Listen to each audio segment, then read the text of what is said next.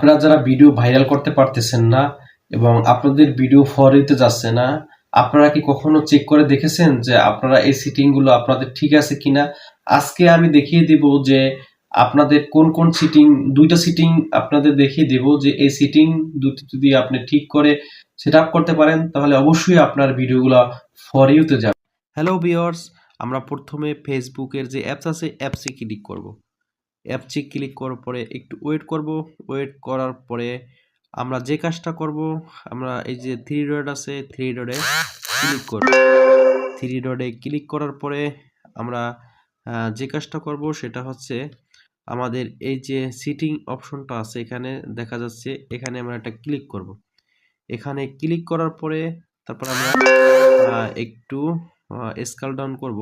Scale down করার পরে আমরা যে কাজটা করব এই যে কন্টেন্ট প্রিফারেন্স, এটা আমরা একটা ক্লিক করব। এখান থেকে আমরা যে কাজটা করব এটা হচ্ছে তারপরে ম্যানেজ যে ডিফল্টার, সেই এখানে চলে যাব।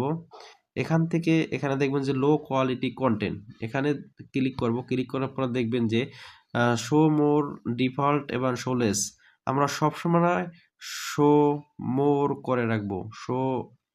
এটা শো মোর করা আছে, এটা আমরা শো লেস করে দিব। শো লেস এবং original content and problematic sharing, এটা আমরা যে করব এটা শো মোর করে রাখবো। শো মোর ডিফল্ট আছে শো লেস, না এটা আমরা শো মোর করে রাখবো। এবং সেনসিটিভ কন্টেন্ট এটা শো লেস করে রাখবো।